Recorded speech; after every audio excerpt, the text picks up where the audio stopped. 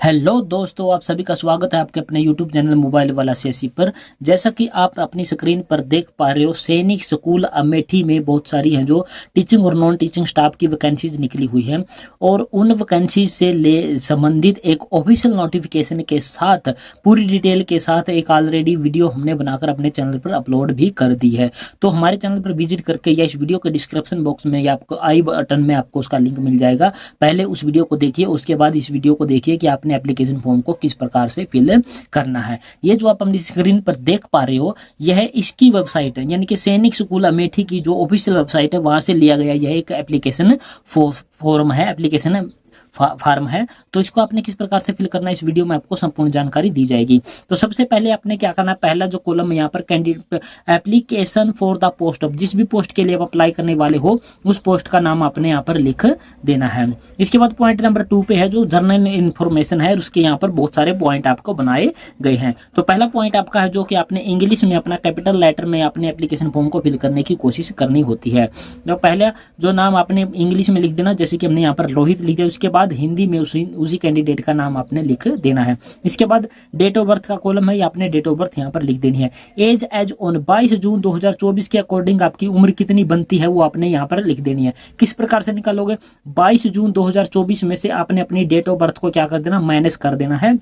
उसके बाद आपके ईयर, मंथ और डेज हैं आपके निकलकर सामने आ जाएंगे। इसके बाद यहाँ पर आपको फोटो का कॉलम मिलेगा, यहाँ पर आपने कैंडिडेट की फोटो को चिपका देना। इसको सेल्फ टेस्टेड या फिर किसी भी गेजेटेड ऑफिसर द्वारा जो है टेस्टेड करवाने की कोई भी जरूरत आपको नहीं रहने वाली है। पॉइंट नंबर डी में आपने क्या करना, अपनी कैटेगरी का चयन करना। जिस भी कैटेगरी से आप संबंधित हैं उस पर आपने टिक मार्क लगा देना, यहाँ पर लिख भी देना है।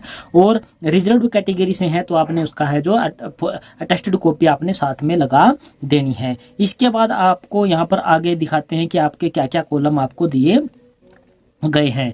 यहाँ पर आप आ जाते हैं, फिर आप आ जाते हैं ई वाले पॉइंट पे जो कि फादर नेम का। यहाँ पर अपने फादर नेम का फादर नेम लिख देना, कैपिटल लेटर में लिखने की कोशिश करनी है कैंडिडेट के फादर नेम को। इसके बाद परमानेंट एड्रेस जैसे कि रोहित सनोप अमरजीत वीपीओ उचाना कला district Jind Haryana pin code आपने इस प्रकार से यहाँ पर लिख देना है। इसके बाद जी में है कोरस्पोंडेंस एड्रेस। अगर आपका परमानेंट एड्रेस और कोरस्पोंडेंस एड्रेस सेम है तो आपने क्या लिखना, सेम एज अबो लिख देना। अगर आपका ये परमानेंट और कोरस्पोंडेंस एड्रेस अलग अलग है तो आपने यहाँ पर जैसे यहाँ पर लिखा इसी प्रकार से यहाँ पर भी वो एड्रेस आपने साथ में लिख देना है। कॉन्टैक्ट नंबर आपने एक्टिव कॉन्टैक्ट नंबर आपका अपना लिखना है।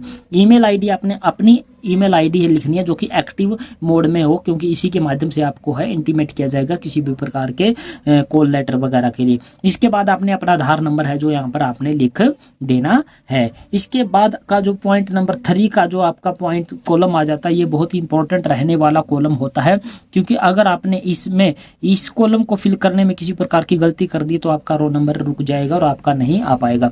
यहाँ पर आपने क्या करना है, सेकेंडरी मतलब +2 की डिटेल, 10th क्लास की डिटेल आपने लिखनी है कि किस साल में आपने पास की है।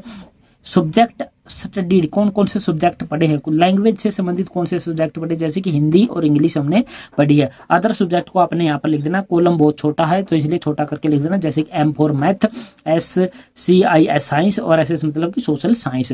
इसके बाद नेम ऑफ स्कूल, कॉलेज और यूनिवर्सिटी का नाम आपने लिख देना, जैसे government senior secondary school Uchana कला का हमने यहाँ पर नाम लिख दिया। परसेंटेज आपकी क्या बनती है वो लिख देना। मीडियम ऑफ द इंस्ट्रक्शन, यानी कि आप किस मीडियम से वो 10th क्लास में पढ़े हो वो आपने इंग्लिश या अपना जो है मीडियम लिख देना, हिंदी या इंग्लिश जिस भी मीडियम में आप पढ़े हुए। इसके बाद सीनियर सेकेंडरी में आपकी +2 की डिटेल आपने यहाँ पर फिल कर देनी है। इसके बाद ग्रेजुएशन अगर आपने की है तो आपने ग्रेजुएशन की डिटेल फिल कर देनी।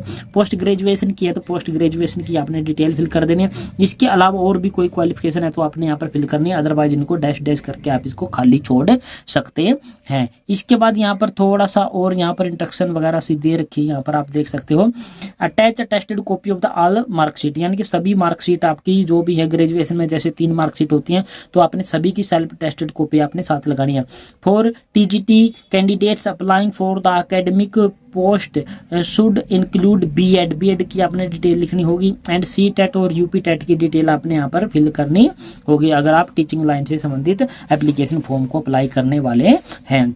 इसके बाद आ जाता है आपका पॉइंट नंबर जो है पेज नंबर 2। पेज नंबर 2 पे आपका 4 नंबर पॉइंट है जो पहले नंबर पे आपको दिया, वर्क एक्सपीरियंस से संबंधित है। अगर आपके पास वर्क एक्सपीरियंस है तो आपने यहाँ पर फिल करना, अदरवाइज को खाली छोड़ देना और एनए लिख देना, नॉट एप्लीकेबल या नॉट अवेलेबल। इसके बाद पॉइंट नंबर जो 5 है आपका है जो मैरिटल स्टेटस। मैरिटल स्टेटस में आपको मैरिड हो या फिर अनमैरिड हो या फिर आप विडोवर हो, वो चीज़ आपने लिख देनी। जैसे कि हमने यहाँ पर सिंगल लिख दिया, सिंगल लिखते ही आपके जो आगे के कॉलम है जो यहाँ पर आपके हैं नेम ऑफ सपोज यानी कि घरवाला या घरवाली का नाम, उसके बाद यहाँ पर क्वालिफिकेशन ऑफ द सपोज, और उसके बाद प्रोफेशन, पोस्ट या फिर ऑर्गेनाइजेशन, डिटेल ऑफ चिल्ड्रन, ये सारे के सारे क्या है खाली ऑटोमेटिकली रह जाएंगे जब बंदा यहाँ पर क्या है सिंगल है। अगर आप मैरिड हो तो यहाँ पर आपने घरवाला घरवाली का नाम, उसकी क्वालिफिकेशन, उसका पोस्ट, अगर आपने वो कहीं जॉब वगैरह में है, अपने बच्चों के नाम और उनकी एज और उनका प्रोफेशन, सारी डिटेल आपको यहाँ पर फिल करके चलना होगा। इसके बाद आ जाता है आपका पॉइंट नंबर 6। पॉइंट नंबर 6 भी आपका बहुत ही महत्वपूर्ण है जो कि आपका है जो इंस्ट्रक्शन से संबंधित है कुछ। यहाँ पर following are the attached with the application. Application form में आपने क्या क्या लगाना है, सभी अटेस्टेड कॉपी जो भी आपकी क्वालिफिकेशन से संबंधित है, कैटेगरी से है, रेजिडेंट से संबंधित है या फिर आईडी प्रूफ से संबंधित है, वो आपने सारी सेल्फ अटेस्टेड कॉपी लगानी है। डोमिसाइल सर्टिफिकेट लगाना, SC ST OBC सर्टिफिकेट आपने लगाना, 2 passport size photograph, extra passport size photo आपने 2 इसके साथ में क्या है लगानी होगी। उसके बाद डिमांड ड्राफ्ट नंबर, जो भी डिमांड ड्राफ्ट आपने कटवाया उसका नंबर यहाँ पर लिख देना। कितने अमाउंट का कटवाया वो अपनी कैटेगरी के हिसाब से 500 का या फिर 250 रुपए का आपका कटने वाला है। किसके फेवर में कटवाना है आपने, प्रिंसिपल सैनिक स्कूल अमेठी पेवेबल एट गौरीगंज और अमेठी यूपी के नाम से आपने कटवाना होगा। एक सेल्फ एड्रेस इन्वॉल्व यानी कि एक लिफाफा आपने तैयार करना जिस पर 25 रुपए की डाक टिकट आपने लगानी होगी। इस एप्लीकेशन फॉर्म के साथ में आपने वो भेजना होगा। इसके बाद यहाँ पर आपको नीचे यहाँ पर डिटेल दी हुई है, यहाँ पर आपने वो डेट लिखनी है जिस डेट में आप एप्लीकेशन फॉर्म को फिल कर रहे हो और यहाँ पर कैंडिडेट के सिग्नेचर आपने कर देने हैं। तो ये है आपका जो दो पेजों का एप्लीकेशन फॉर्म था, ये आपने इस प्रकार से फिल कर देना है।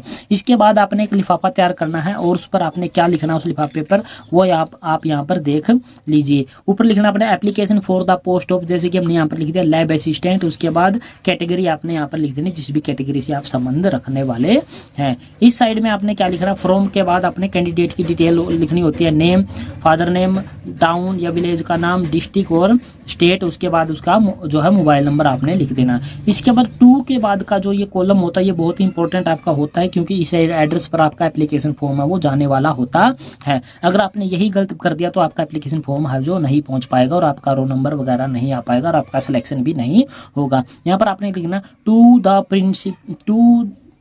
द प्रिंसिपल सैनिक स्कूल अमेठी कोहर साहगढ़ डिस्ट्रिक्ट अमेठी उत्तर प्रदेश 227411। इस पर आपने रजिस्टर्ड पोस्ट या फिर स्पीड पोस्ट के माध्यम से इस एप्लीकेशन फॉर्म को आपने क्या है भेजना होगा। जो आपने सेल्फ एड्रेस यानी कि अपना पता लिखा हुआ लिफाफा तैयार करना है और इसमें वो एप्लीकेशन फॉर्म के साथ में आपने डालना, वो इस प्रकार से आपने तैयार करना, इस प्रकार से उस पर आपने लिखना। उस पर आपने लिखना 2 के बाद कैंडिडेट का नाम, सन ऑफ में उसका फादर या डॉटर ऑफ जो भी है फादर और कैंडिडेट का नाम लिखना, VPO जहाँ का वो रहने वाला है या फिर उसका विलेज है या टाउन है सिटी है जो भी है, उसके बाद उसका डिस्ट्रिक्ट, स्टेट और पिन कोड, उसके बाद उसका मोबाइल नंबर आपने यहाँ पर लिख देना और 25 रुपए की पोस्टल स्टैंप यानी कि डाक टिकट आपने इस पर लगा देनी है। और इस एप्लीकेशन फॉर्म को इस बड़े लिफाफे में इसको आपने क्या कर देना, बंद कर देना है और आपने इसको भेज देना है। तो इस प्रकार से आपका है जो सैनिक स्कूल अमेठी में आपकी टीचिंग और नॉन टीचिंग स्टाफ की जो भर्ती आई हुई है उसका जो एप्लीकेशन फॉर्म है आपने इस प्रकार से फिल करना, इस प्रकार से उसका भेजने का आपका पूरा प्रोसेस रहने